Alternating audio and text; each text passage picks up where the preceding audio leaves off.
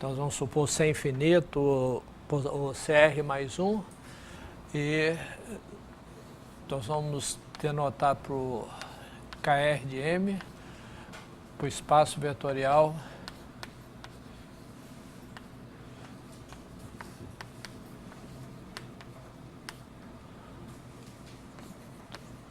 dos campos de vetores de classe CR em M.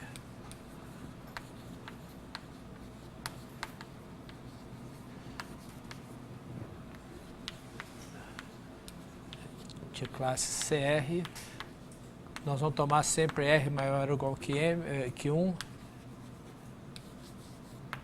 bem M. E nós temos que um campo X pertencente a KR de M é completo. Essa é a definição.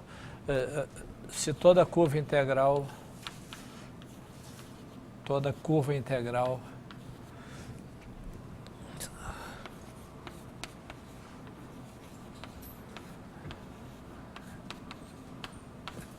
está definida em R. E pelo teorema que a gente mostrou, né, é que isso aqui implica, né, que existe o fluxo global CR, uma aplicação CR, tal que φ de 0x igual a x e a derivada de φ em relação a t no ponto tx é igual ao valor do campo no ponto φ de tx. Okay. Bom, isso aí implica, como a gente viu, que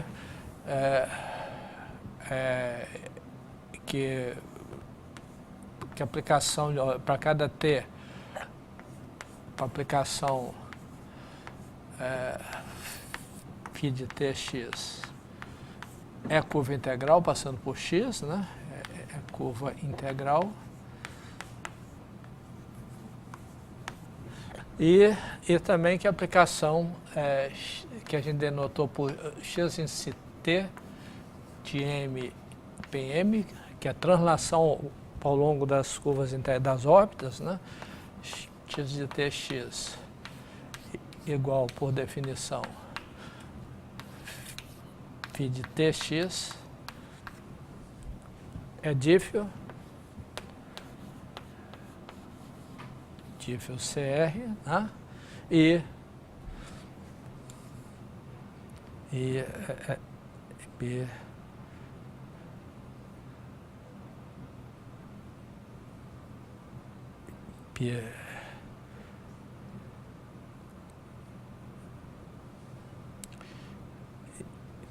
B para aplicação T,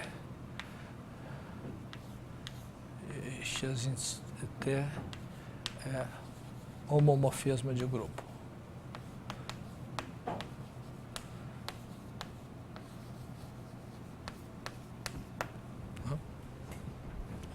Isso é xt mais s, pegou xt composto com xs, né? E x0 é igual a identidade. Quer dizer, a cada t a gente associa um difiomorfismo da variedade e essa aplicação preserva a estrutura de grupo, né? Onde em R a gente tem a estrutura dos reais e nos difiomorfismos a estrutura de grupo é dado pela composição. Bom, então isso foi o que a gente viu na semana passada, né? Hoje nós vamos começar estudando a estrutura do campo de vetores na vizinhança de uma órbita regular. Então, teorema é o seguinte, que é chamado teorema do fluxo tubular.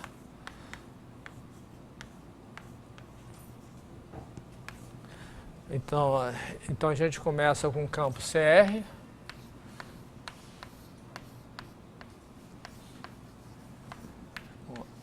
R maior ou igual que 1, né? E vamos considerar gama 0L em M, gama de T, pegou a xt de x0. Quer dizer, um pedaço compacto de órbitas, né? E a hipótese aqui que a gente vai ter são duas. Primeiro, gama linha de T diferente de zero, né, para um T e, portanto, para todo T, né, e gama de T diferente de gama de S, T diferente de S. Tá certo? Quer dizer, uma curva integral que é regular, quer dizer, a derivada não se anula em um ponto, e, portanto, não se anula em nenhum ponto, e ela é bionívoca. Né? Okay? Então, nesse caso,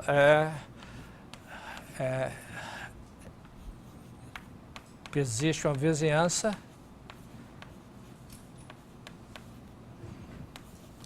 W da imagem dessa curva,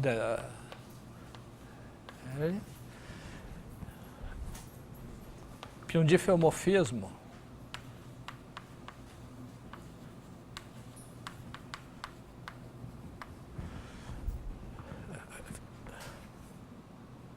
φ de menos epsilon a L mais epsilon vezes a bola de centro 0 e raio 1 no espaço de dimensão m menos 1.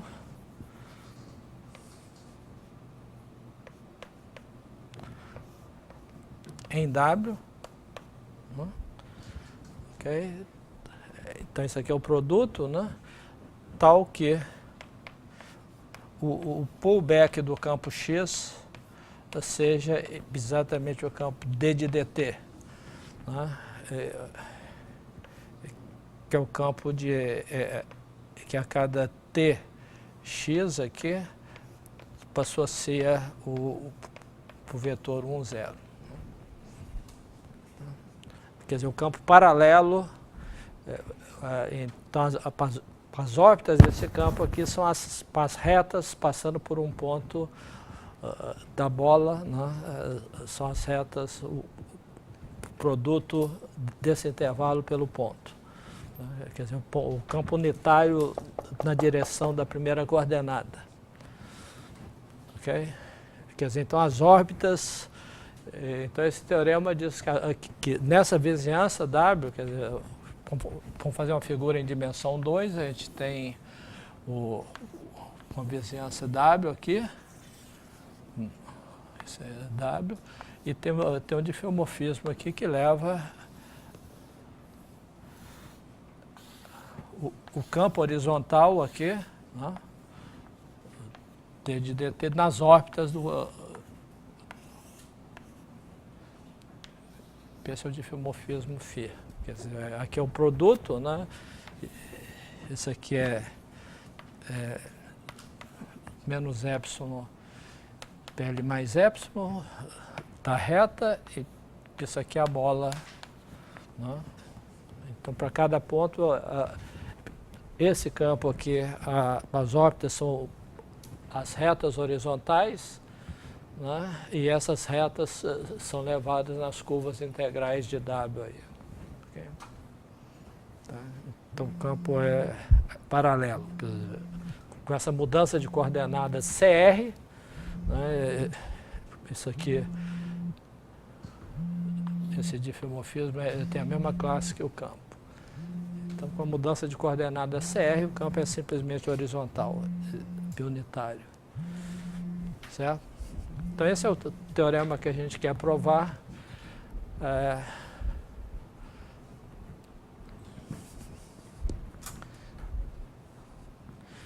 Quer dizer, em outras palavras, esse campo de vetores, né, tem alguns pontos onde o campo se anula. Quando o campo se anula, a imagem dessa curva integral se reduz ao ponto, né? Okay? E as outras órbitas são, né, cada pedaço dessa órbita, o campo é paralelo.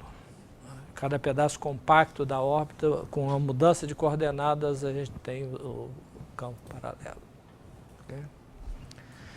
Então, esse é o teorema do fluxo tubular que a gente vai provar agora. Tá? Então, a demonstração é uma consequência da diferenciabilidade do fluxo, né? Da diferenciabilidade do fluxo e do teorema da função inversa. Né? Okay. Então,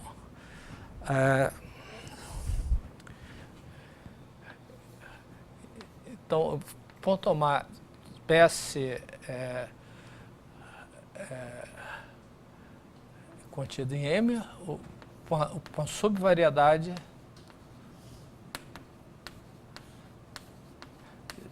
de codimensão 1,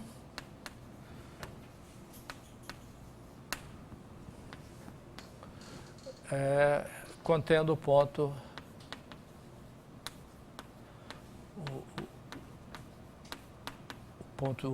x0, né? X0 que é igual a gama de zero, e transversal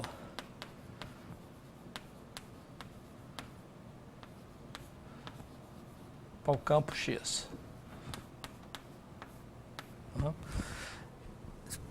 Isso aqui significa que para todo ponto X pertencente a S, o campo X no ponto X não pertence ao espaço tangente a S no ponto X. Tá certo? Bom, isso sempre existe, porque localmente a gente pode traçar uma subvariedade onde isso acontece no ponto x0 e isso acontece numa vizinhança do ponto x0. Né? Quer dizer, em outras palavras, a gente tem S, o campo, então, em cada ponto, o campo está sempre transversal com a variedade S. Né? Okay?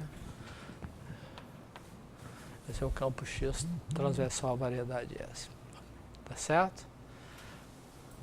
Bom, então a gente começa com SS e agora nós vamos o S0, vamos chamar isso aqui de S0. S0, aqui. Então agora a gente pode considerar a imagem desse S0 pelo fluxo XT. Então vamos denotar por ST XT de S0. Né? Ora, o XT, como a gente já viu antes, né? O XT é um difeomorfismo. Então ele leva para essa subvariedade de codimensão 1, numa subvariedade de codimensão 1, né? E essa subvariedade é transversal ao campo, né? Porque se a gente pega um X pertencente a S0, a gente olha para XT de X, isso pertence a ST, né? Ok? P derivada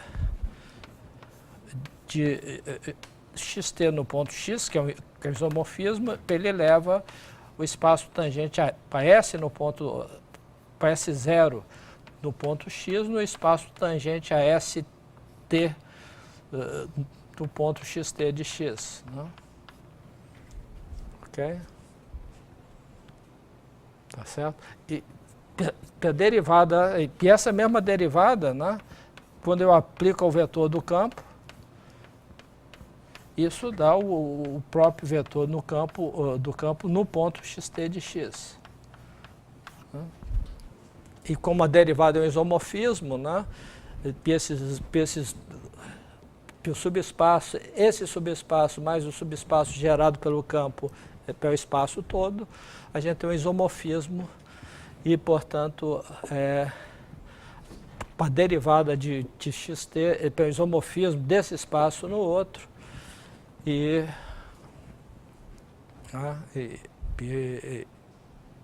portanto, esse st também é transversal ao campo em todos os pontos. Ok? Tá. Isso é transversal, e essa aplicação aqui, né, mostra que a derivada de xt é um isomorfismo. Né? Então a gente vai definir agora por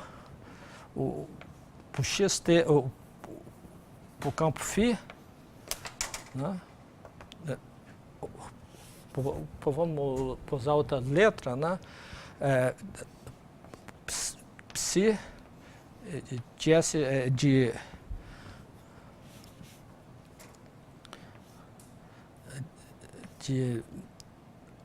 menos epsilon. Epsilon aqui é um número pequeno, né? PL mais epsilon vezes S0 bem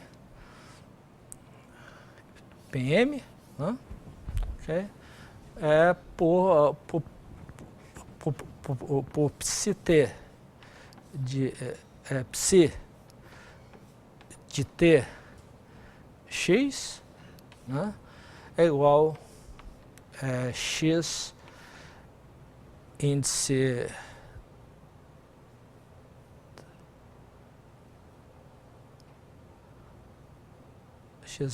t, né?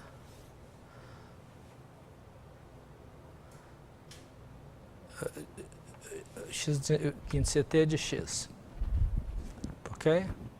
Então tem essa aplicação de S0 vezes isso aqui, que simplesmente pega um x de S0 e um t do intervalo leva em xt de x. Ok?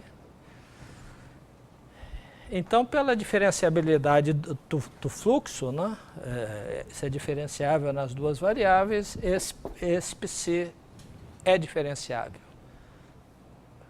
Ok?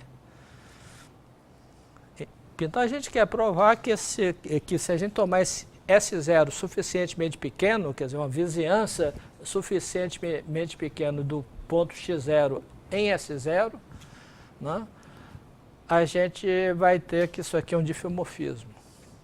A gente quer provar que isso aí é um difeomorfismo. E aí, esse difeomorfismo, como S0 pode ser tomada difeomorfa para a bola, né? A gente vai construir o φ simplesmente compondo o difeomorfismo de S0 com a bola. Né? Okay? Então, o que a gente tem que provar é que esse cara é um difeomorfismo. Né? Ele satisfaz exatamente a propriedade que a gente quer, só que ao invés da bola aqui a gente tem o S0. Né? Como é que a gente prova que algo é um difeomorfismo? Sobre a imagem, né? Nós vamos ter que mostrar que a imagem é um aberto, subconjunto aberto, que ele é um difeomorfismo local, né? E que ele é bionívoco. Né? Esse é que a gente tem que provar. Né? Bom, as duas primeiras partes, né, que a imagem é um aberto e que ele é um difeomorfismo local, se a gente tomar o S0 suficientemente pequeno, é uma consequência do teorema da função inversa. Né? Ok? Tá, porque se a gente quer a gente tem que... bom, essa aplicação a gente já sabe que é diferenciável, né? A gente quer calcular a derivada do psi, né, num ponto, derivada de psi, num ponto T1x1. Né? Ok? Tá certo? Então, dessa derivada, o que essa derivada faz? A derivada, ela leva o vetor d de dt, né, elevada do ponto x em psi de t1x. Porque a horizontal está sendo levado na órbita e, portanto, o campo horizontal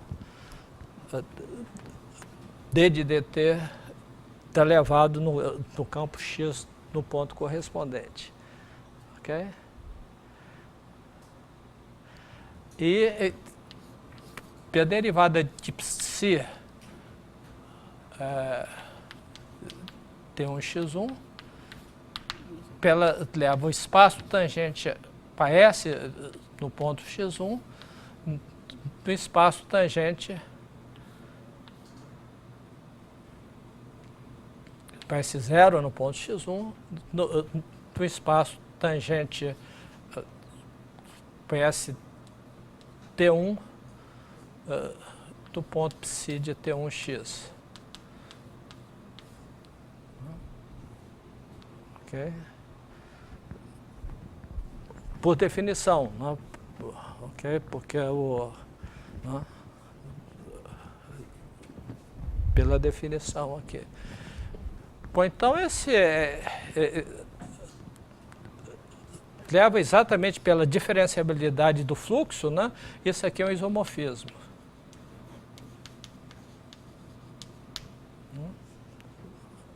Porque a restrição dessa derivada a essa variável aqui é exatamente, né? Isso aqui é exatamente a aplicação que a cada V vai em dxt ponto x1 aplicado a V. E esse cara aqui é um isomorfismo. Né? Então, esse aqui é um isomorfismo, né? E, portanto, a derivada é um isomorfismo. Okay? Então, nós temos que o teorema da função inversa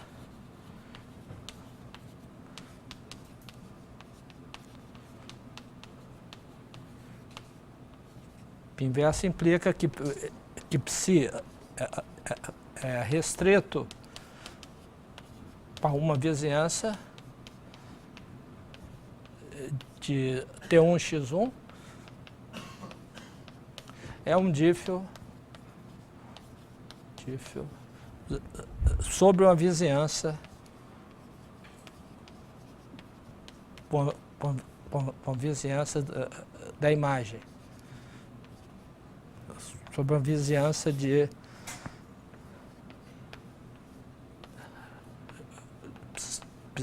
psi de T1x1. Ok? Então a gente já sabe que a imagem contém um aberto e que o difeomorfismo que localmente ele é um difeomorfismo. Ok? Tá ok? Em particular, né? Em particular a gente tem que em particular, como o difeomorfismo local é bionívoco, né?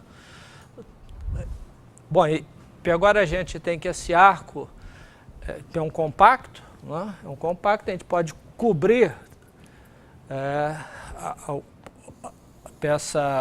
coisa inicial por um número finito de vizinhanças, né? Onde em cada uma, esse diffeomorfismo é essa aplicação é localmente um diffeomorfismo, né? Então a gente tem, né, como consequência da compacidade do arco e desse fato, nós temos que, tomando S0 suficientemente pequeno, S0 pequeno, temos que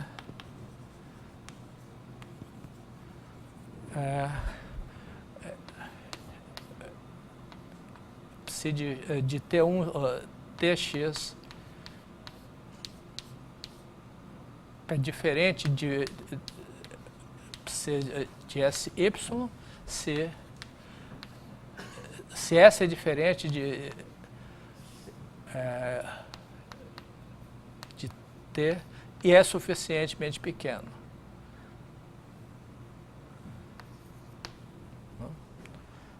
Okay?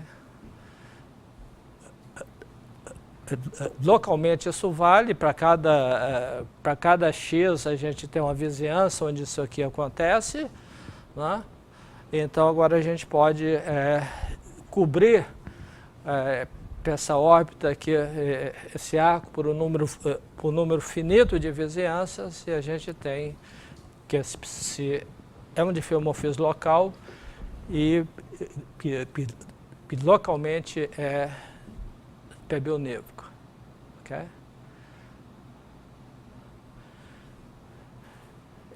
Então a afirmação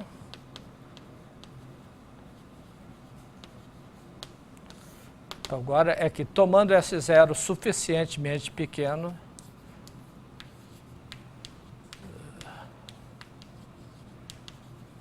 quer dizer, uma vizinhança de x0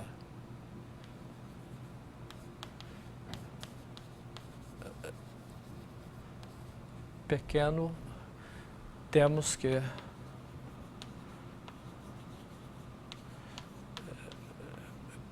psi de Tx é diferente de psi de Sx se S menos T é P maior que zero. Se S é diferente de T, a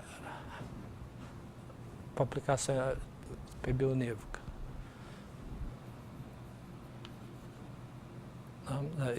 Que a aplicação é globalmente bionívoca. Isso implica que é um diffeomorfismo, né? Porque um diffeomorfismo local bionívoco é um diffeomorfismo. Ok? Quer dizer, a gente quer mostrar que essa propriedade aqui é satisfeita para todo, desde que o S0 seja uma vizinhança suficientemente pequena do ponto x0. Ok? Bom, então a prova dessa afirmação aqui é por contradição. Não? Quer dizer, suponhamos por contradição, né? Por contradição, que isso aconteça. Não? Então, o que significa isso acontecer? Que existem sequência, né?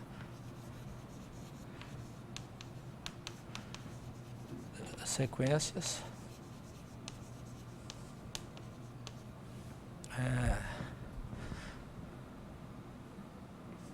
tais que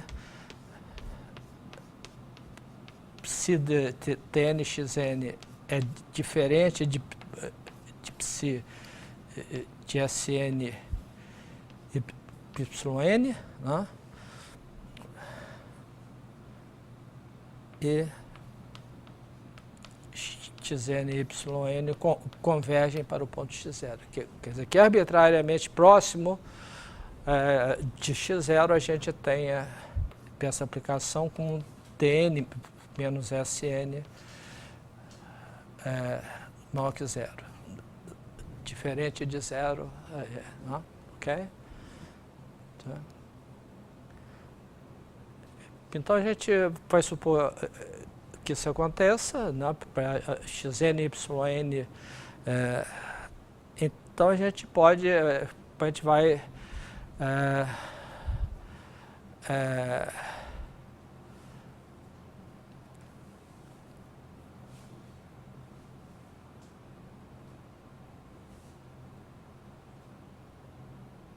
certo?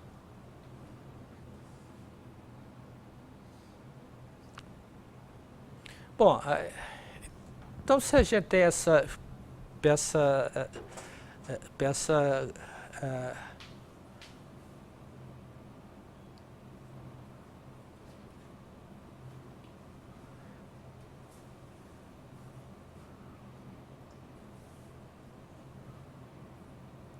ok?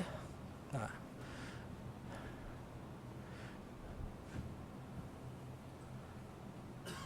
Então agora a gente vai usar esse fato aqui que é um difeomorfismo local, né? Então psi é difeo local. Então isso aqui implica, né, que esse Tn menos Sn, né, tem que ser necessariamente não é mais maior que zero, é maior que delta. Porque por compacidade a gente tinha construído esse delta, onde isso aqui é, não, aqui é igual, né? A gente quer provar, a hipótese é que ela não seja bionívoca, né? Pelo fato de ser difeomorfismo local, se T menos S é menor que delta, a gente tem que isso aqui é diferente, mas se a gente está supondo que isso aqui é igual, né? E xn, yn também é S0, né? A gente tem que Tn menos Sn tem que ser de fato maior que delta. Ok? Tá? Bom, então agora a gente pode tomar Tn menos Sn é menor que delta, ambos estão no intervalo compacto, a gente pode, tomando subsequência, né? Tomando subsequência, a gente pode supor que Tn converge para T e Psn converge para S. Né? Como Tn menos Sn é maior que delta, a gente conclui que T menos S é maior ou igual que delta. Né? Ok? Ora, mas por xn e yn convergem para x0, a gente conclui, então, que, por continuidade do psi, né, que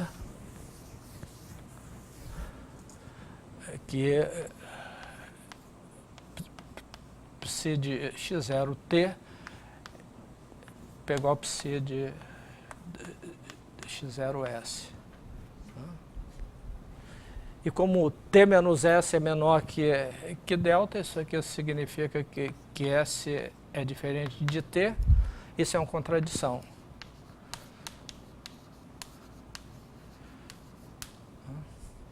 Porque isso aqui é igual a gama de T, isso aqui é igual a gama de S, né? E a hipótese é que o gama é bionívoco. Né? Ok? Então a gente tem com isso a gente conclui a prova do teorema. Né?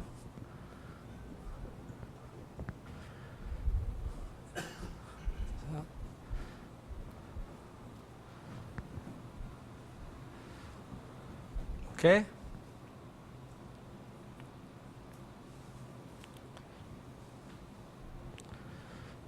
Bom, então esse é um teorema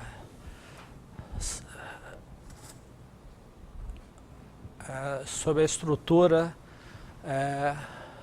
de um campo de vetores na vizinhança de um pedaço compacto de uma órbita regular dele, de uma curva integral regular. Bom,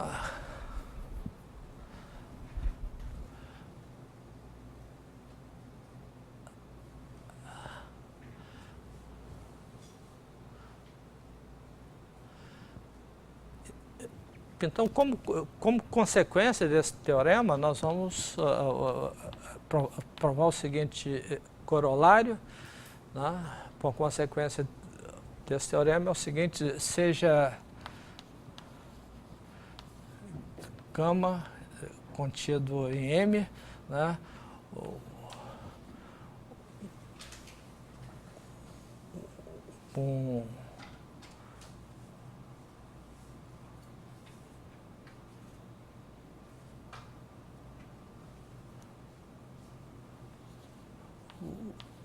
Uma subvariedade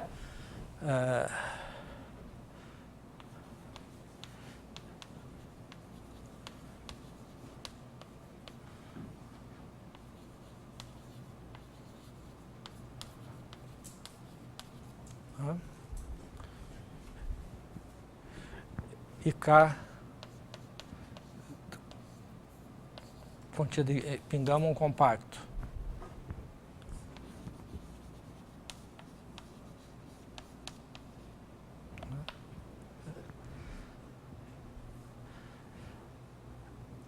Por conclusão, então existe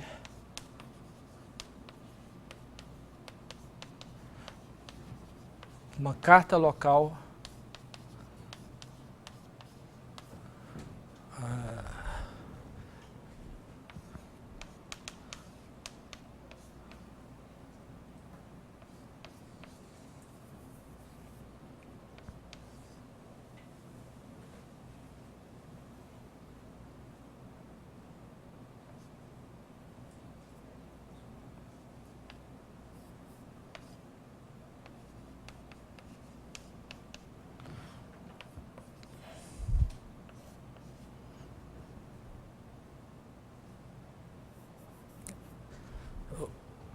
pensa que a bola planetária em Rn-1, né?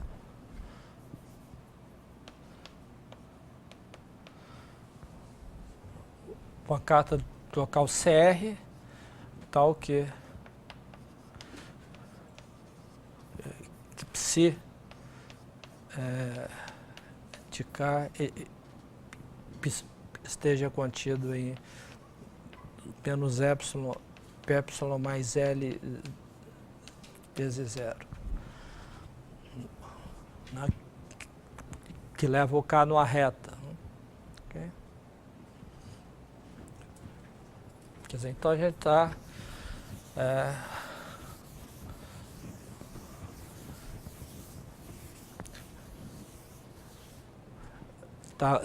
nós estamos com esse corolário globalizando, né, um fato local que a gente conhece. Quer dizer, se chegamos para uma subvariedade de dimensão 1, a gente sabe que localmente a gente tem um difeomorfismo num produto que leva esse pedaço de curva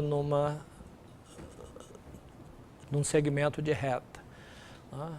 O que a gente quer mostrar é que isso vale em qualquer pedaço compacto do. Quer dizer, a gente tem uma curva, né, PRN, a gente quer mostrar que tem uma vizinhança de um pedaço compacto dela, né, essa curva aqui, de tal forma que essa coisa vai num produto e essa cara vai no intervalo. Né? Ok? Bom, e para isso nós vamos usar o teorema do fluxo tubular. Okay? Mas para isso a gente vai precisar de construir um campo de vetores, né? Construir um campo de vetores completo em M. E a gente vai querer que esse campo tenha essa curva como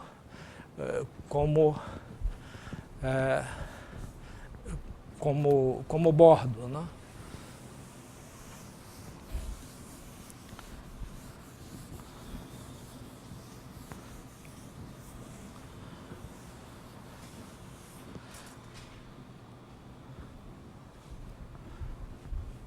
Bom, então essa curva, né, esse conjunto aí, né, a gente de fato a imagem, né, de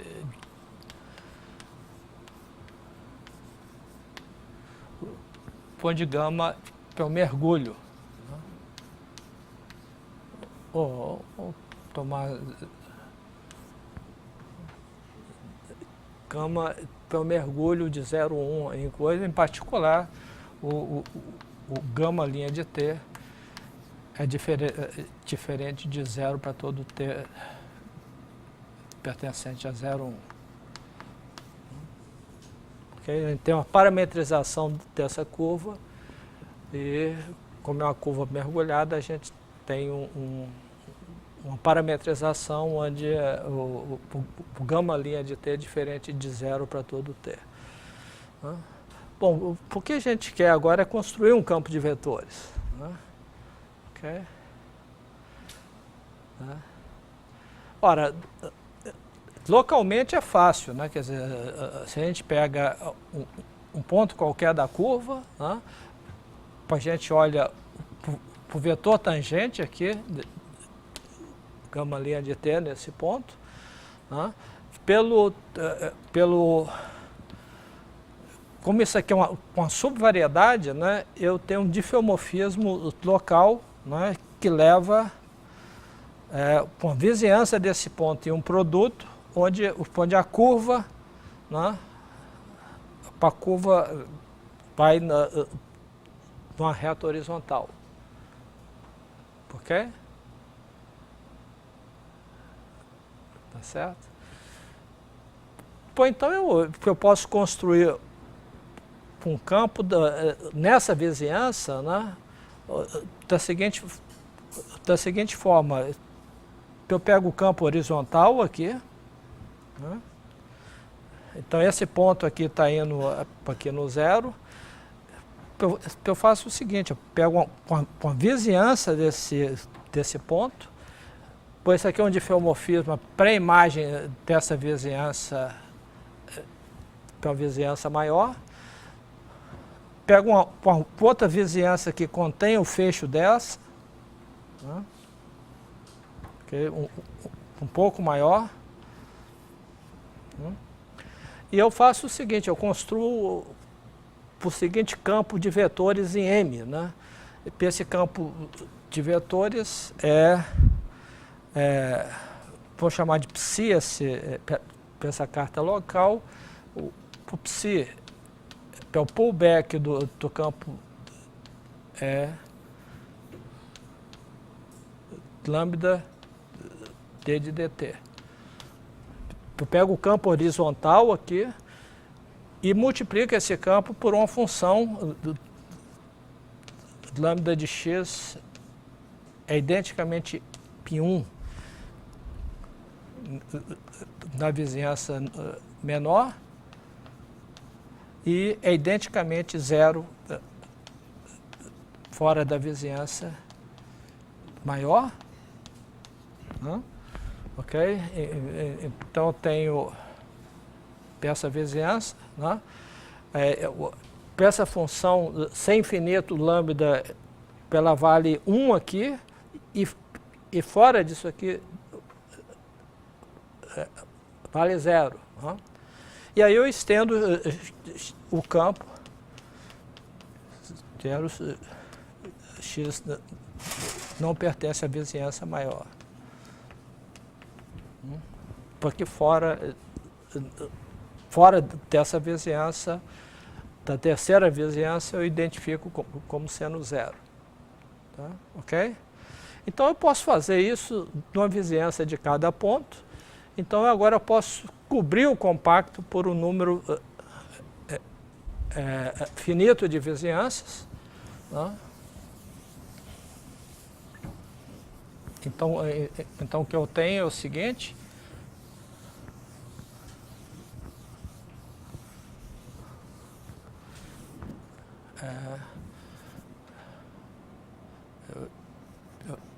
Eu tenho WI contendo VI barra que contém VI que contém por I, né?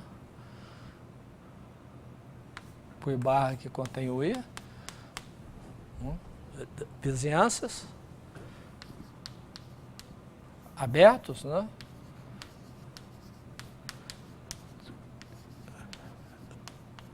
Com fecho compacto,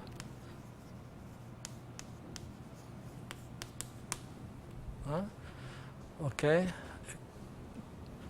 Campo sem infinito,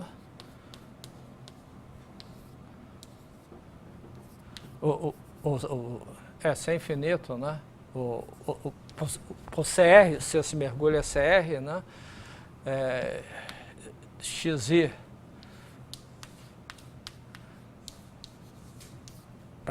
Para cada vizinhança eu tenho esse campo onde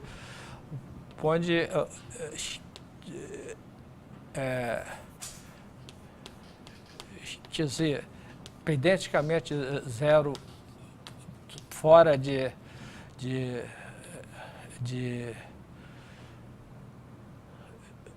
WI, okay? Esse campo se anula fora de WI,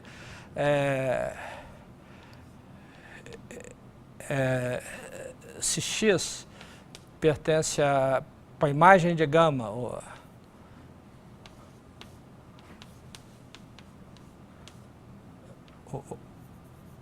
porque a gente tem que tomar um compacto, né? Epsilon, 1 menos epsilon, que eu estou cobrindo esse compacto aqui pela vizinhança. Se X pertence para a imagem para esse compacto, eu vou querer o seguinte, que x de x seja igual a ρ de x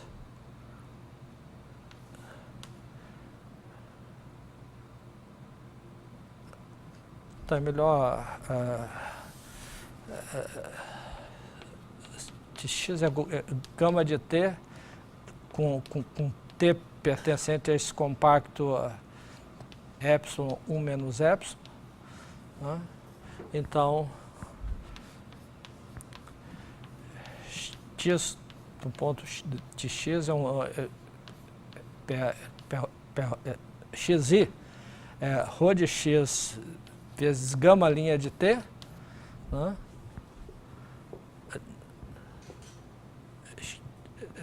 Onde ρ de x é sempre maior ou igual que zero, então múltiplo onde então múltiplo do vetor velocidade e ρ de x é maior que zero, tem o I. Okay? Tá certo? Quer dizer, esses campos eles têm essa propriedade. Aqui o campo por essa coordenada ele tem exatamente a direção do gama linha de t, né, dentro de UI, e fora ele pode se anular, mas ele é sempre, mesmo entre uma região e outra, nós vamos tomar essa função aqui, né, é não negativa, portanto a direção do campo não muda, né? Ele é sempre, ela pode se anular e vai se anular fora da vizinhança, mas nessa região intermediária o campo tem a mesma direção do gama linha de t, porque ele é um múltiplo do outro por uma função não negativa, né? Então a gente tem essa propriedade e, portanto, a gente pode agora tomar um campo X que é a soma desses campos. É um número finito de vizinhança, cada um desses campos é CR, então agora eu tomo X como sendo soma dos campos XI. Okay?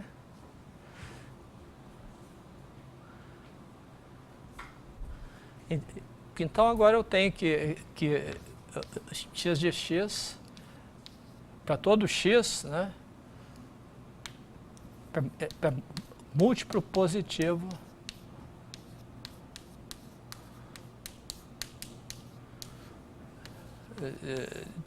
de gama linha de t, né?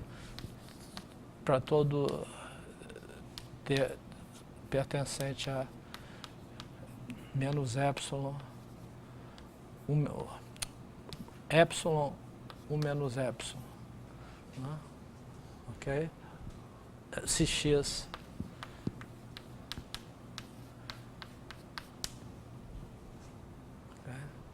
tá certo? Quer dizer, então, o objetivo com isso, um campo sem infinito, tem a imagem de gama aqui, né? Tem um pedaço compacto que a gente está tomando, e a gente viu que, então, que a gente tem um campo de vetores, né? Esse campo de vetores ele vem com a vizinhança, que é o WI. Esse campo se anula,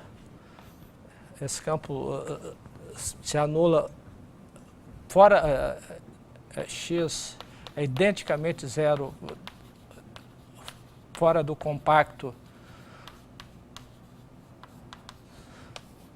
união de WI barra, né? É um campo que se anula fora desse compacto, é um campo CR, né? E esse campo, em todos esses pontos aqui, ele é diferente de zero, né?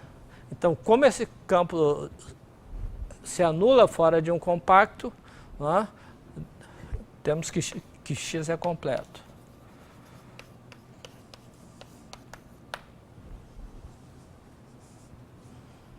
Ok?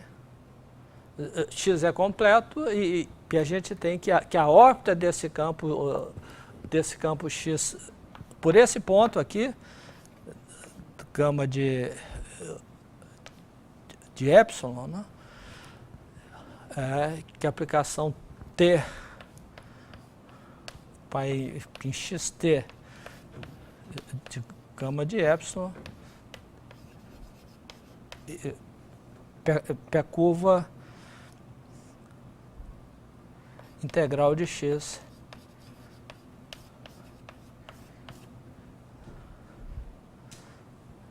com cuja imagem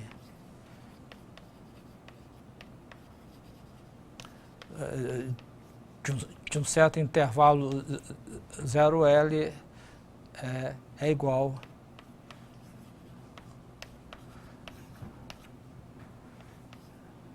de epsilon 1 menos epsilon.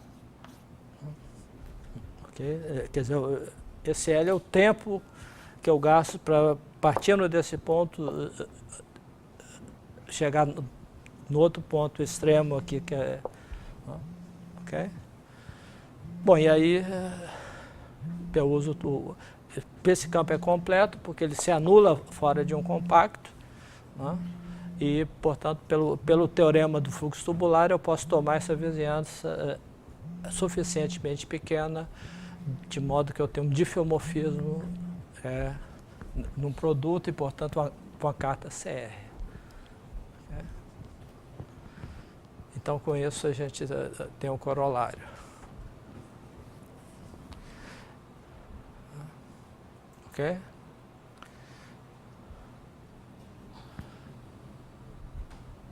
Bom, esse corolário vai ser útil para a gente mais tarde, mas...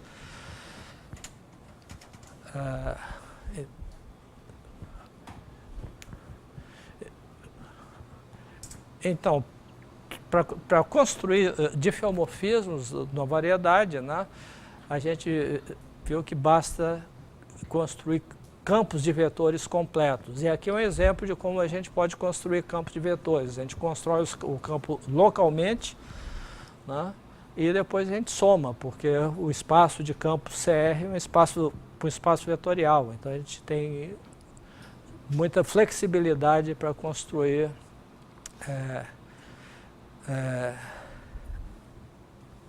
campos vetores, e com isso a gente pode construir difeomorfismos na variedade. Então, uma outra consequência importante dessa construção aí que é o seguinte corolário, quer dizer,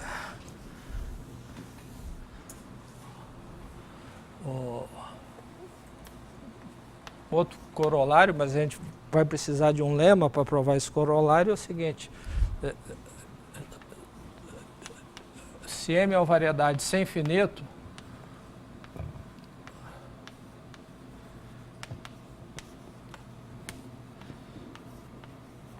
e conexa,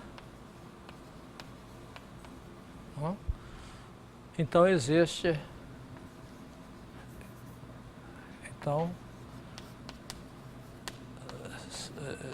se x e y pertencem a M, né, existe um difeomorfismo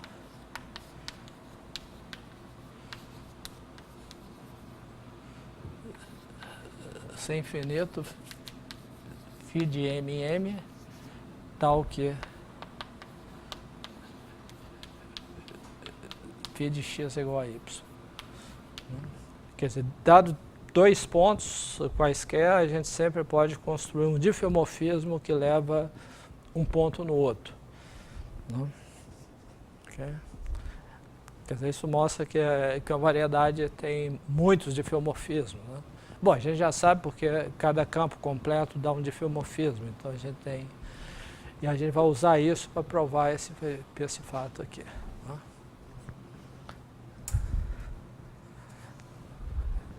Quer dizer, todos os pontos de uma variedade conexa, então, são semelhantes. A gente sempre pode, através de um difeomorfismo, levar um no outro. Quer dizer, localmente não tem diferença nenhuma de um ponto para outro sob o ponto de vista diferenciável. Né?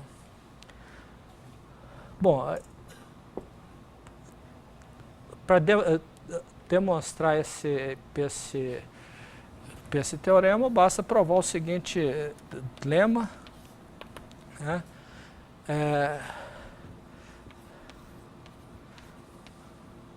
Dados x e y, né? Existe um mergulho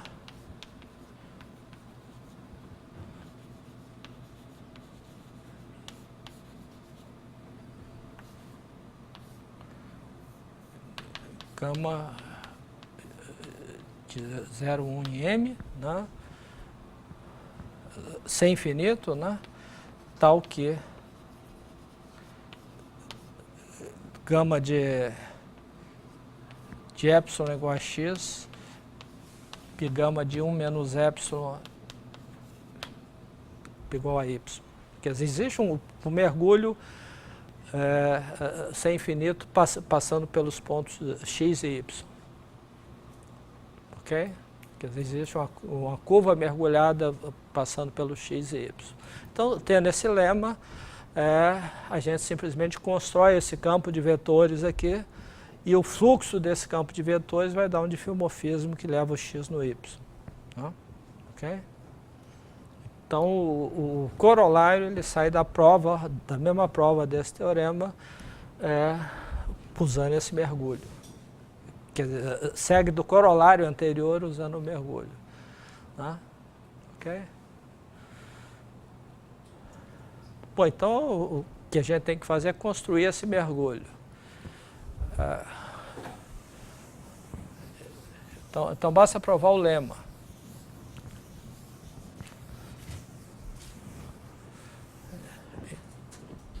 Então, prova do lema.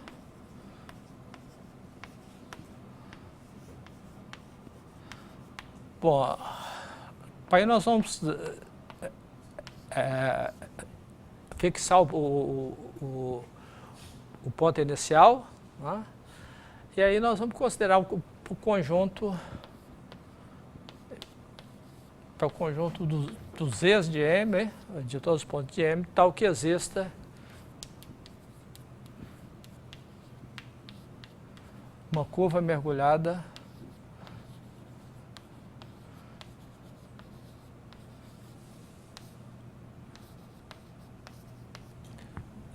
contendo x e y.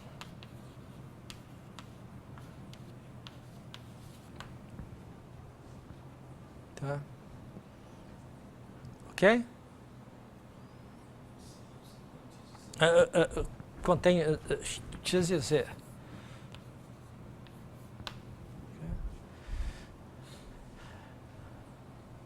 Então, o que nós vamos ter que provar é que esse A é aberto, não vazio,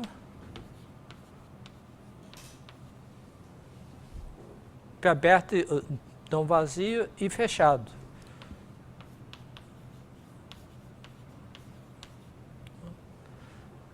E como A é conexo, isso implica que é igual a M.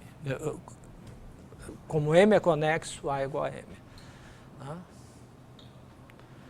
Okay? Então a gente tem que provar essas coisas aqui, que é aberto e não vazio e fechado.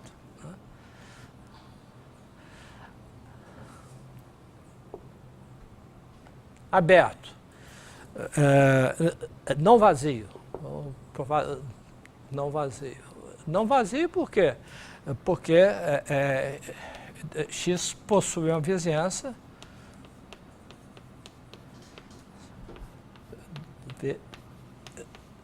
diffeomorfa uma bola.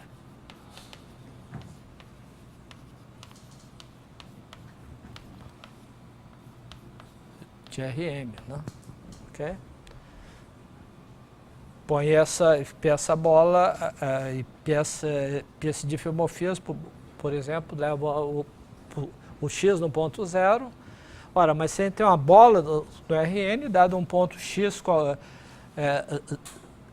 z qualquer da bola, a gente tem um segmento de reta ligando o ponto z à origem, né? Isso é um arco mergulhado, uma curva mergulhada, portanto, o arco contém uma vizinhança de z.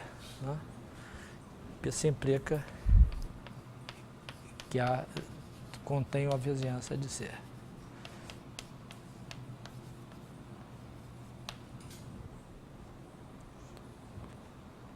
Ok? Contém uma vizinhança de x. Em particular, é não vazio. Ok? Então, agora a gente quer provar que ele é aberto. Então, provar que ele é aberto e, ao mesmo tempo, o mesmo argumento tá, que ele é fechado. Ok? Como é que a gente prova que A é aberto?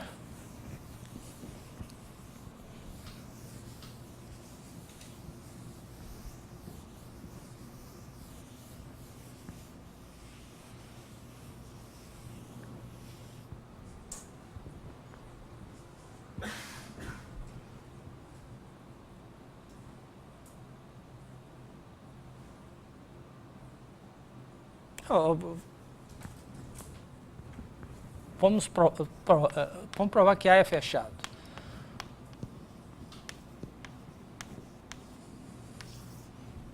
Okay. Bom, então a gente pega um ponto Z, não pertencente a A, né? Ok? E vamos mostrar que tem uma vizinhança de Z que também não pertence a A. Okay? Então existe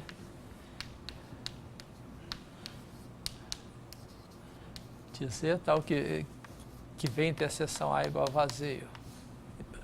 Isso prova que ele é fechado. Ok? Tá?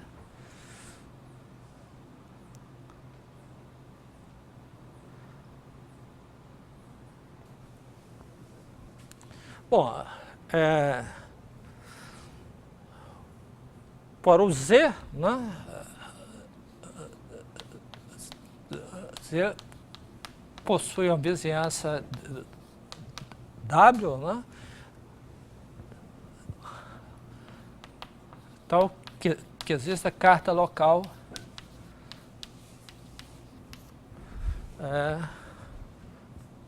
φ de W na bola centro 0 e pi-raio 1 de Rm. Essa vizinhança dá uma bola. Bom, se esse W, se essa vizinhança é disjunta de A, eu estou feito. Okay? Já provei que existe uma vizinhança. Então, vamos supor que isso não aconteça. Então, a gente tem o W aqui, o W, tem um φ que leva esse aqui na bola, que leva o Z em 0, e temos o X, e digamos que tem um arco mergulhado aqui, que passa por, que liga o X para um ponto de W. Ok? O que eu quero mostrar agora é o seguinte, que eu posso modificar esse arco, de modo que ir encontrar uma vizinhançazinha menor aqui, de modo que esse arco que chega aqui, ele vai ter um outro arco ligando ele diretamente com os pontos dessa vizinhança. Eu quero modificar esse arco aqui, de modo a conectar o X a um ponto de uma vizinhançazinha menor aí. E com isso eu provo que essa vizinhança menor V não intersecta o como é que é?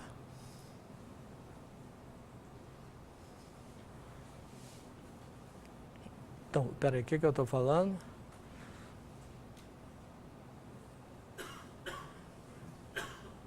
Ah, não.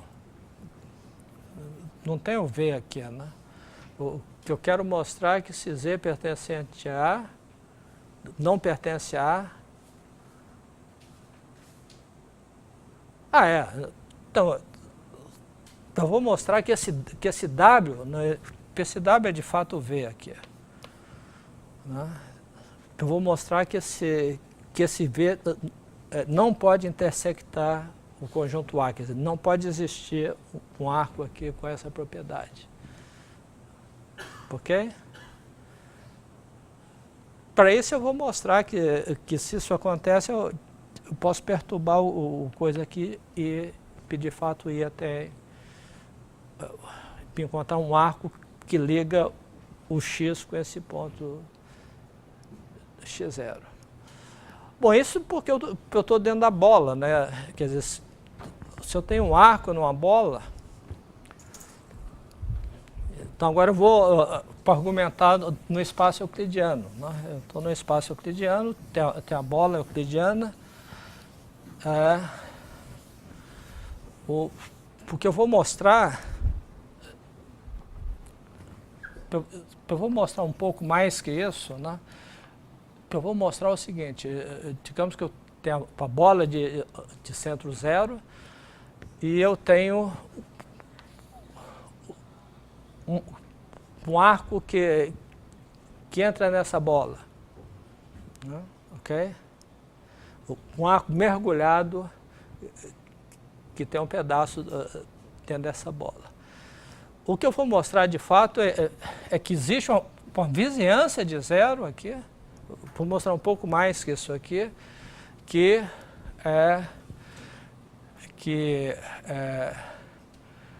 dado qualquer ponto dessa vizinhança, existe um ponto do arco aqui, de tal forma que eu posso modificar esse arco para essa curva, para obter uma curva mergulhada que coincide com ela antes desse ponto, e que liga esse ponto para um ponto qualquer dessa vizinhança menor. Em particular o 0, porque provaria que ele é fechado e prova que ele é aberto também. Ok? Porque se esse ponto pertence ao conjunto, ele tem um arco ligando o ponto X a esse conjunto, eu intercepto esse arco antes de chegar lá e piono para um arco ligando ali. Ok? Bom, isso aqui o que eu tenho que fazer, de fato, é o seguinte. Porque eu vou argumentar o seguinte, eu vou pegar um ponto desse... Quer dizer, eu vou construir uma vizinhança de modo que eu possa unir, né, qualquer ponto dessa vizinhança para esse ponto que eu interrompi aqui, por um segmento de reta, né, e eu vou agora modificar esse arco ligeiramente aqui de modo para criar uma coisa mergulhada que coincide com o arco, né, fora de uma vizinhança desse ponto e depois ele coincide com esse segmento de reta aqui. Ok?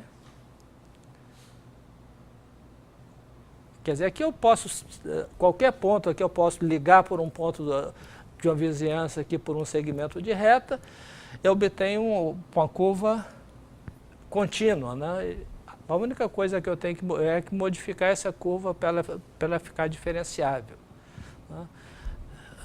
Para a figura seria o seguinte, eu tenho uma curva aqui, depois eu tenho um segmento de reta, o que eu tenho que fazer é pegar algo que interpola entre essa curva e a outra curva de modo diferenciável. Tá ok? E isso é como é que prova que o conjunto é fechado? Isso prova que o conjunto é fechado e prova que ele é aberto também. Porque prova que é fechado. Se você está pegando um Z que passa no A. Ele prova que ele é fechado porque se você pega essa bola aqui, se o arco tiver um ponto aqui, então tem um arco ligando esse ponto com a origem, né? Então, se tiver um ponto nessa bola que pertence ao A, então a origem da bola também pertence ao A. Então você está pegando o Z fora do A. Hein? Você está pegando o Z fora do A. Sim, esse ponto Z está fora de A. Né? Eu pego uma bola, uma vizinhança difeomorfa a bola. Tá? Eu afirmo que essa vizinhança tem que estar contida no complementar de A. Caso contrário, tem um ponto aqui que está em A. E, portanto, tem esse arco aqui. Aí eu modifico esse arco de modo a ligar, então Z também está em A. Não, ok? Então é fechado. E aqui é aberto também, porque se esse ponto está em A, né, tem um arco ligando esse ponto, eu paro o arco um pouco antes de chegar nesse ponto e completo com a reta. Ou então eu vou até o ponto e completo com a reta, obter uma curva contínua, aí eu tenho que modificar. Bom, isso nas notas eu não fiz esse detalhe aqui de como fazer isso aqui. E de fato é um truquezinho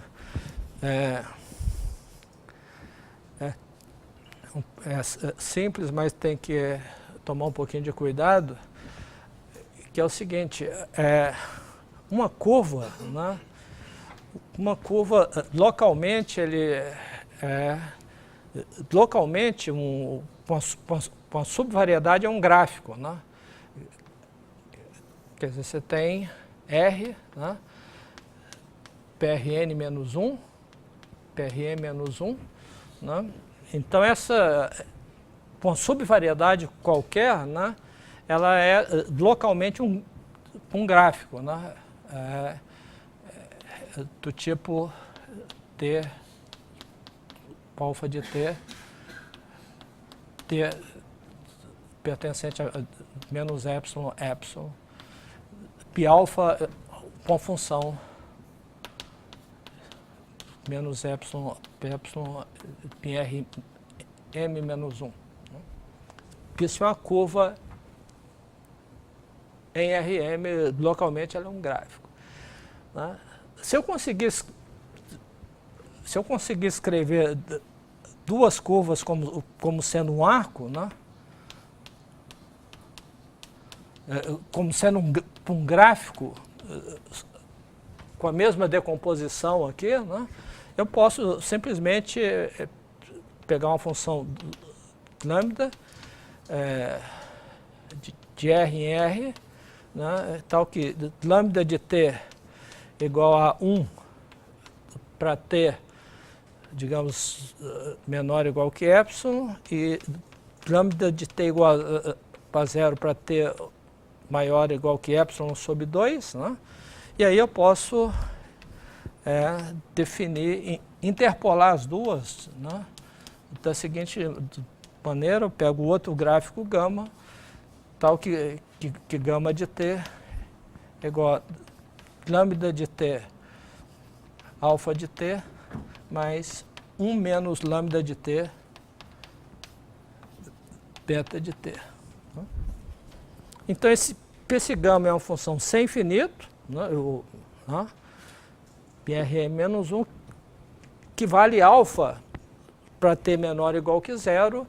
Né? Então, a gente teria o alfa aqui, né? O beta aqui. Né? Então, o gama, né, ele vale alfa, aqui você tem 0, né? Epsilon menos 2, epsilon menos epsilon, né? Ele coincide com alfa e chega aqui no coisa, ele amortece e continua como esse é o alfa, beta, esse aqui é o gama. Simplesmente é um gráfico das duas. Quer dizer, então, obtenho o gráfico de gama para uma subvariedade, então, que coincide com o gráfico de alfa aqui, coincide com o gráfico de beta depois. Né? Com isso, a gente interpola para as duas coisas. Né? Ok?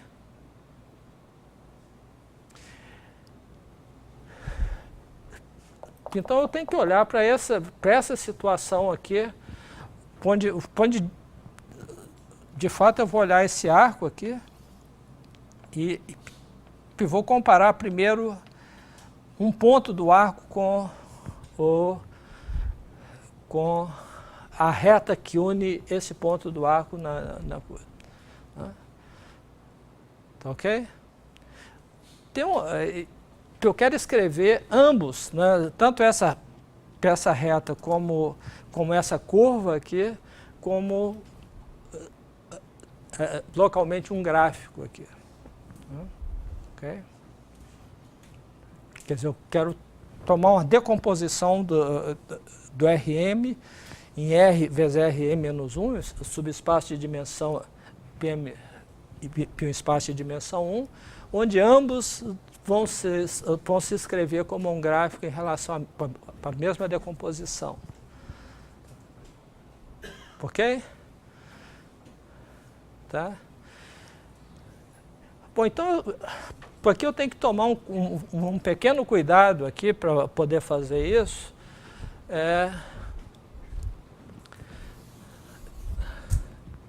Que corresponde ao seguinte, um perigo aqui seria que essa curva aqui, então eu tenho essa reta, o perigo é que essa curva, nesse ponto, fosse, digamos, tangente a essa reta, né, na direção contrária. Né? Esse é que é a obstrução para obter um gráfico para as duas. Então, eu vou mudar essa curva aqui um pouquinho, né, de modo que isso não aconteça. Quer dizer, ao invés de pegar esse ponto, eu posso modificar a curva e pegar esse ponto aqui. Né, por esse ponto aqui, por exemplo, onde os vetores são distintos. Então, a gente modifica o gama inicialmente, de tal forma que o gama linha de t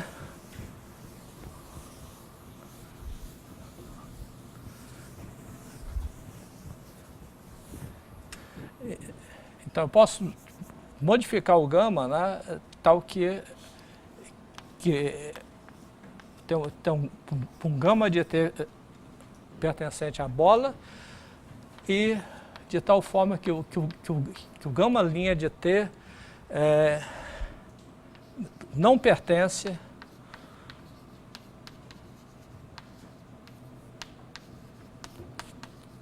para a reta que une gama de T a zero, a origem, ok? Quer dizer, faço uma pequena modificação no gama ou escolho um T aí onde isso aqui aconteça, não aconteça, tá? Ok? Então a gente tem esses dois vetores aqui, que é o gama linha de T, né? E tem esse outro vetor, que é o vetor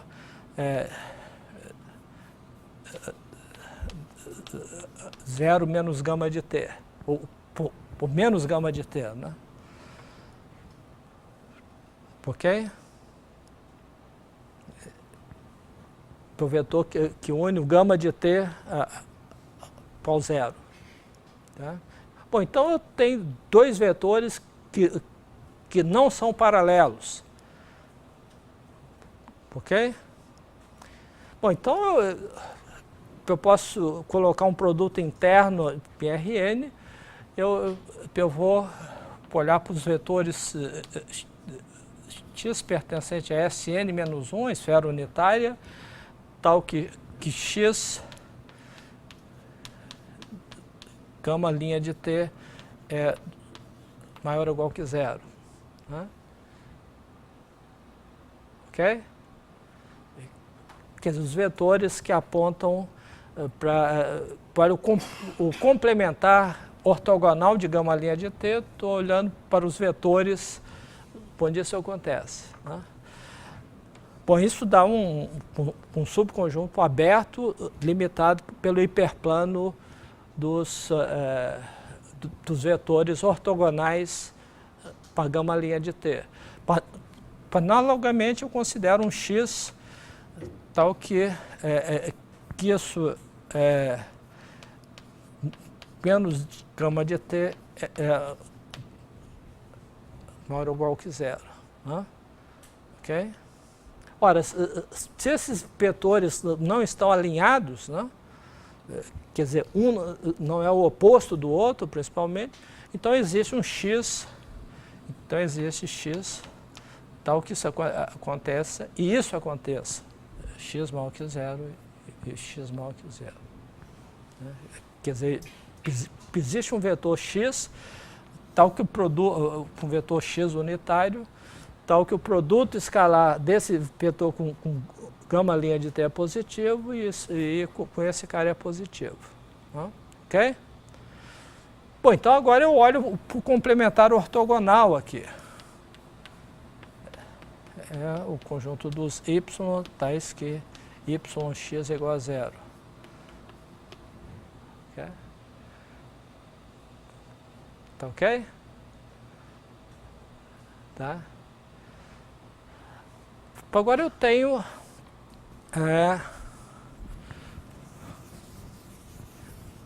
agora eu afirmo que eu posso escrever ambas as funções, né? Então eu tenho alfa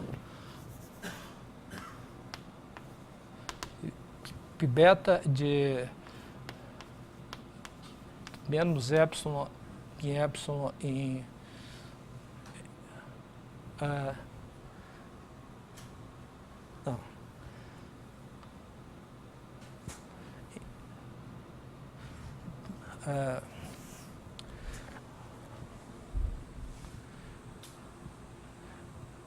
eu tenho gama de T, né?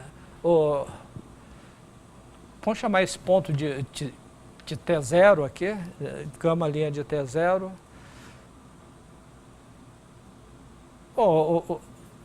Vamos normalizar isso aqui como sendo zero esse ponto, isso é só mudança de variável, né? Então nós temos que gama linha de zero é igual a menos, tem essa propriedade com com esses vetores. Então a gente tem a seguinte aplicação. Vamos projetar esses caras ambos ortogonalmente no eixo do X.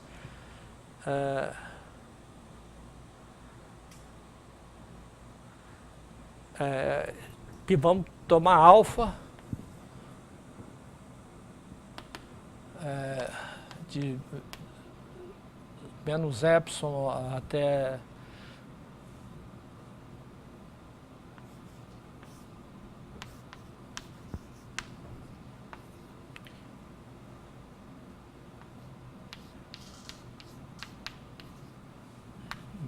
menos alfa de 0 para todo t.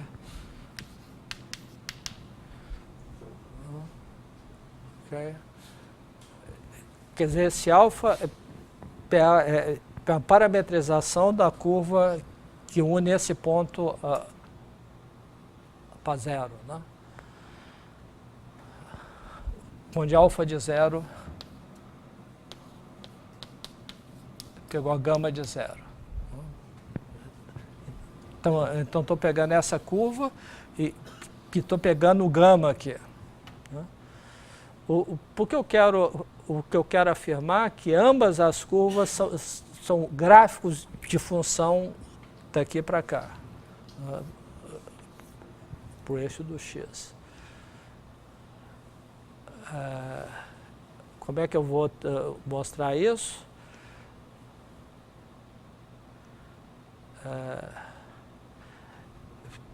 Eu pego a função gama tilde de menos epsilon em R, né?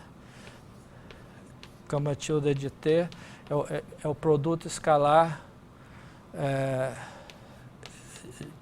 de gama de T com X, com esse vetor X que eu encontrei, né? Esse vetor unitário, e analogamente alfa tilde de menos epsilon em R, alfa tilde de T,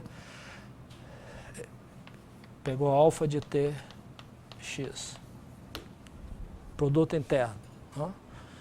Então, ambas são funções sem infinito, né?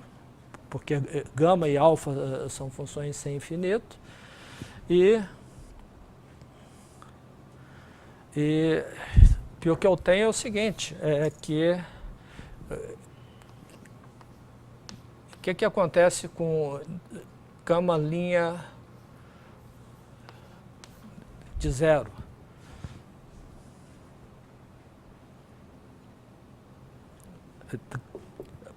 A derivada disso aqui em 0. Isso é igual, né, a gama linha de 0 x. Isso aqui, por hipótese, é positivo. Né? Okay? E analogamente, o alfa tilde linha de 0 pegou alfa linha de 0 x. Isso também é positivo, porque alfa linha de x, alfa linha de 0 é menos alfa 0. Né? Ok? Ora, vamos olhar cada uma delas. Então a gente tem que gama tilde é diff, se epsilon é suficientemente pequeno. Analogamente, o alfa é um diff. Né? O alfa é um diff.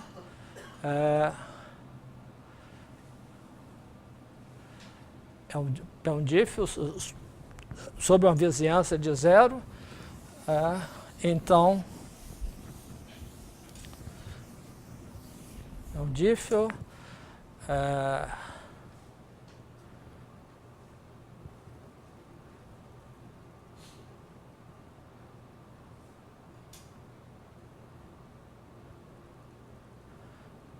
Se é um diff, então, dado S próximo a 0, Então existe T, que é T de S, né, dependendo diferenciavelmente de S, tal que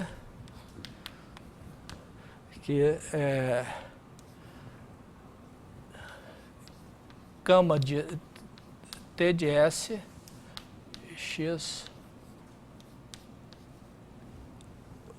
igual a S. Né? Ok? Tá.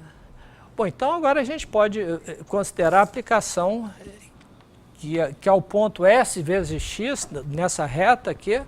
Né? Eu quero escrever um gráfico aqui. Né? Então tem que pegar um ponto aqui é S vezes X, um ponto numa vizinhança. Eu posso considerar a aplicação que vai em SX, isso aqui pertence para essa reta aqui, vou chamar de F, PSX pertence a F, então nós vamos associar um ponto em E, né? Então nós vamos associar o ponto, a gente quer pegar esse ponto e pegar o ponto gama de T, né, e projetar, eu pego o S, eu olho para o ponto gama T de S e projeto ortogonalmente em E. Né? Então, como é que é isso? Isso aqui é S, né? Isso eu vou pegar gama de T de S, né? Menos a projeção ortogonal dele aqui, né? Que aí dá exatamente a projeção do coisa. Então, menos isso SX. Esse ponto aqui pertence a E. Né? Ok? Tá certo? Porque o produto externo, o produto interno disso aqui com X, né, dá exatamente zero, né? Porque isso aqui dá S e esse aqui dá S também. Então ele está no complemento ortogonal. Né? Ok? Então isso aqui eu tenho uma função sem infinito para S próximo a zero. E o gráfico dessa função coincide com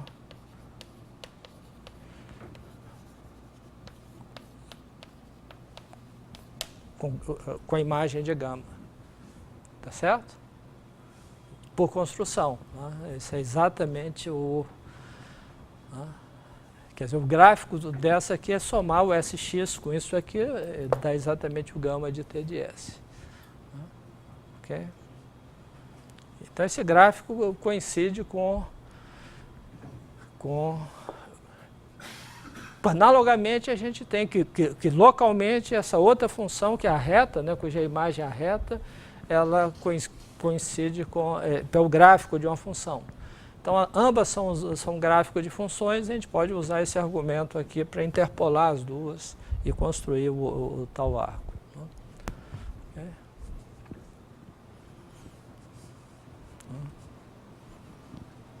Quer dizer, então esse é o completo argumento que eu disse.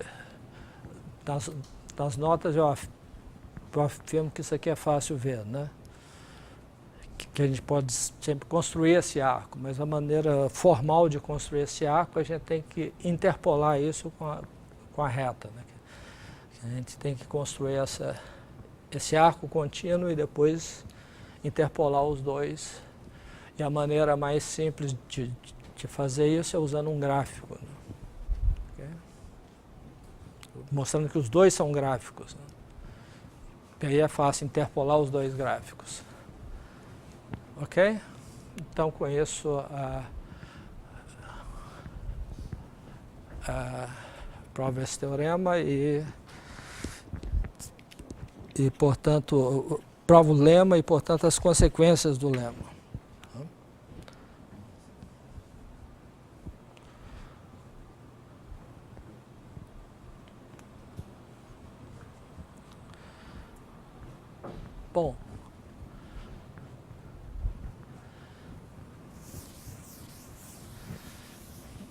Bom, então nós vamos agora entrar no outro tópico, né?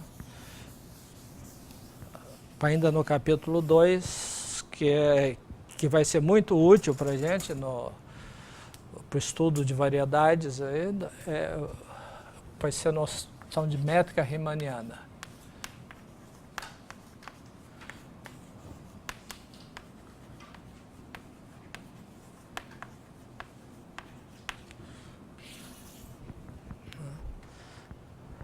Bom, como tudo em variedade, a gente quer construir métricas riemannianas em variedade.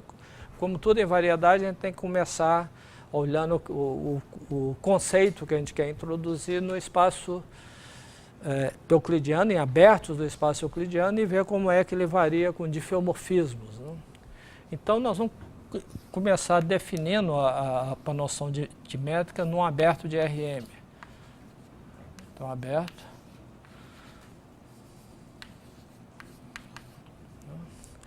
Então, a ideia aqui é que a cada ponto x pertencente a U, nós queremos associar um produto interno no RM que vai variar com x, né? Isso é um PRM vezes RM em R, né? Esse produto interno vai variar com x, e a gente quer que essa dependência em x seja diferenciável, né? E então tal que por de classe CR, se a gente quiser, tal que se a gente pega dois campos de vetores de classe CR de U, né? Então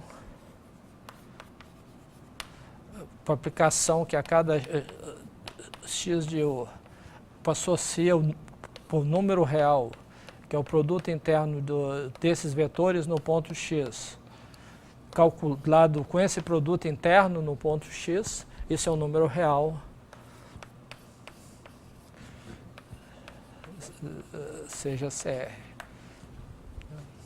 Quer dizer, uma métrica riemanniana CR é um produto interno, né, que depende do ponto x de U, né, para cada x você tem um produto interno, e a gente exige que esse produto interno ele varie diferenciavelmente no sentido que, pegando dois campos de vetores de classe CR quaisquer, a função real correspondente vai ser infinito. Ok? Então essa é a noção de métrica riemanniana em um aberto, né? Bom, a gente pode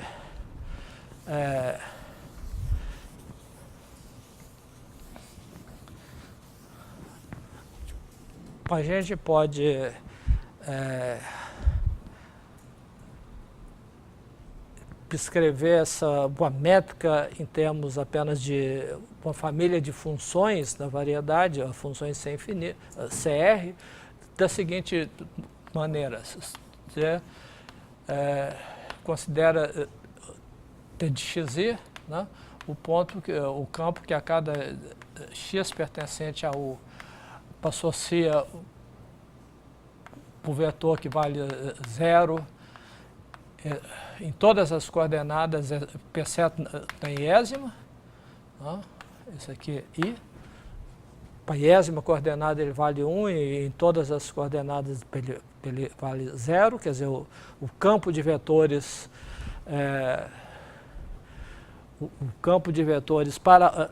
paralelo à iésima coordenada, né, unitário paralelo à iésima coordenada.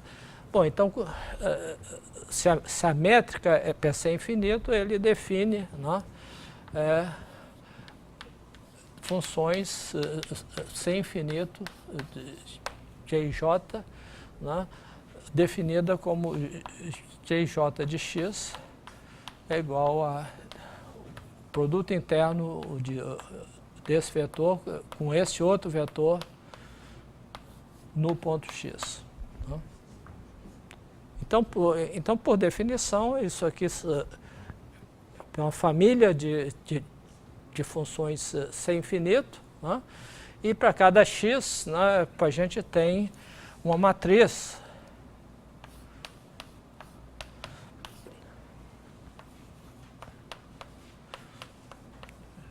que vamos chamar de G, né, que é a matriz M por M.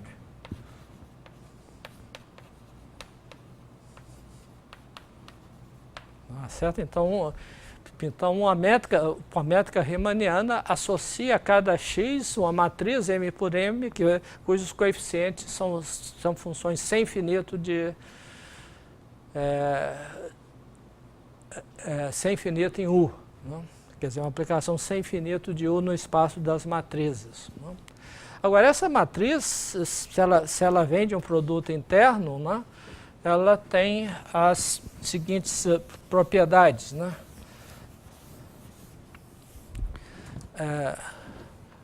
A primeira propriedade, como esse é um produto interno, isso aqui é simétrico. Né? Então, a primeira propriedade é que G e J de x é igual a G J1 de x.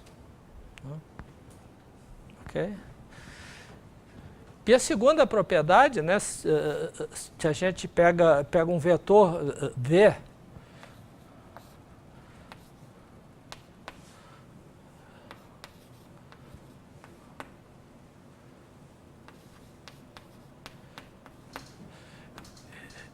que W escreve como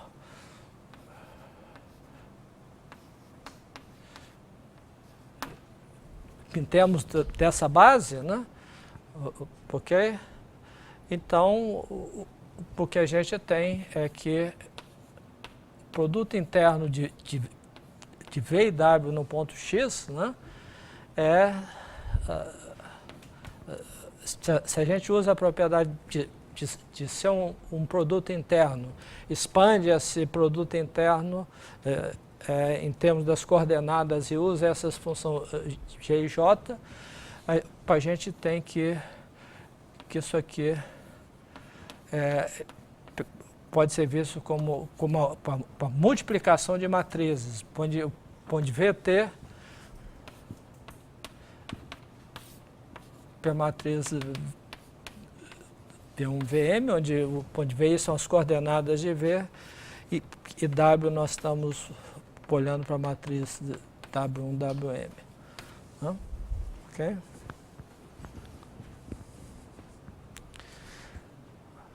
Ok?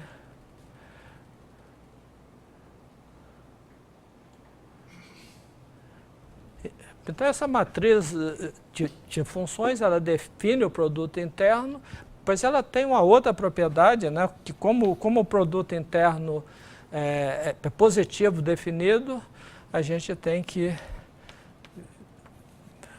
VT G de x V, se a gente põe o mesmo vetor, isso aqui é um número positivo se V é diferente de zero. Ok? Bom, então essa matriz, ela é uma matriz simétrica, ela define o produto interno dessa maneira e ela tem essa propriedade de positividade aqui. Agora, vale a recíproca, né? Se eu tenho uma matriz simétrica que tem essa propriedade, então isso aqui é um produto interno. Ok? Isso é óbvio, né? Porque é bilinear, simétrica, etc. Então, uma métrica riemanniana é definida por uma matriz simétrica que goza dessas propriedades. É simétrica e positiva definida. Bom, agora a gente pode estender essa noção para variedades, porque a extensão é exatamente a mesma, né? Quer dizer, a métrica numa variedade é exatamente uma a métrica de uma variedade é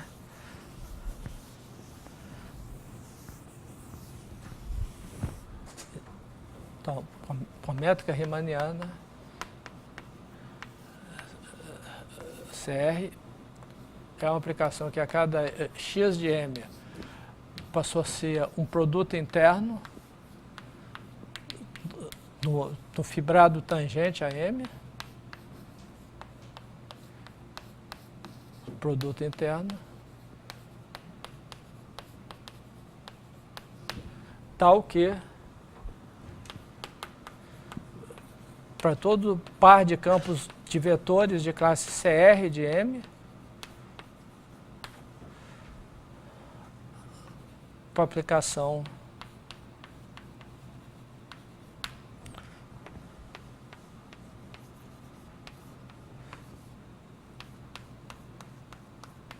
y de x pertencente a R, SR.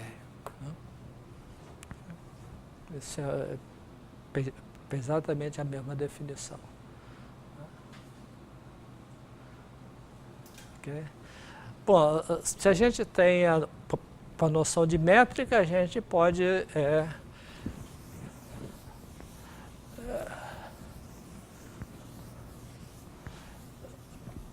a gente tem a noção de isometria,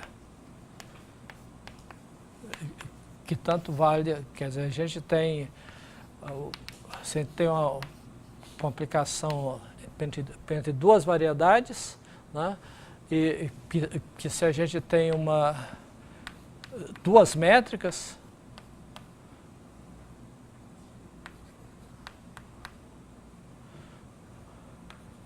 y em n passou a ser outra métrica aqui, né? Então a gente diz que F é uma isometria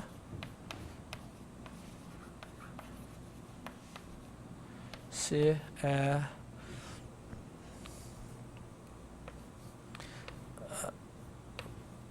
derivada de f de x aplicada para v vezes a derivada de f de x em w no ponto f de x é a mesma coisa que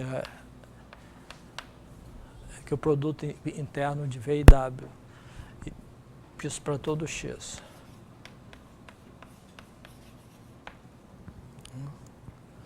Ok?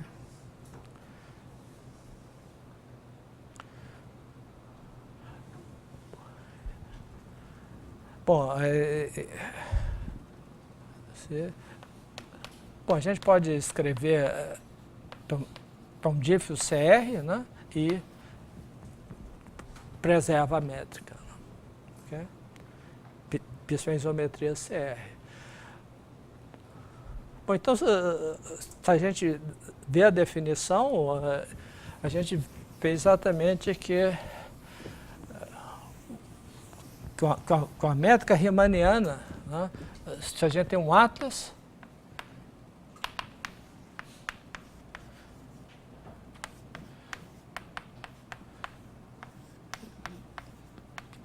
PRM é o atlas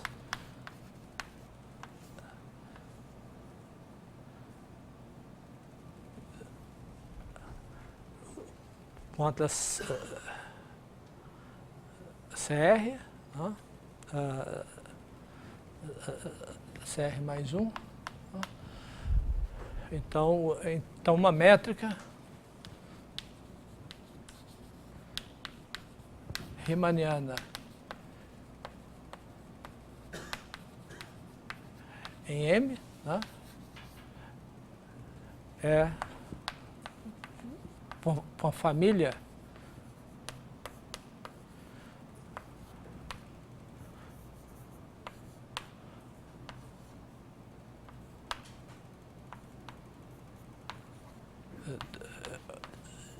de métricas bem U e tilde, né? Tal que as mudanças de coordenada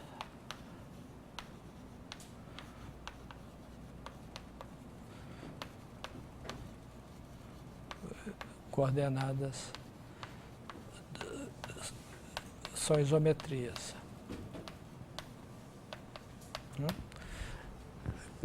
São coisas equivalentes, quer dizer, dá uma função como essa,